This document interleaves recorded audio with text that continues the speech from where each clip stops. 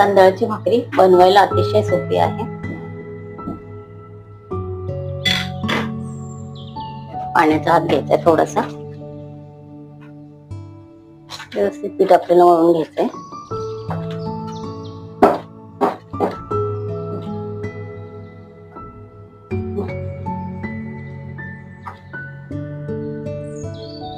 थोडासा पिठामध्ये आपल्याला उंडा भरून घ्यायचा आहे।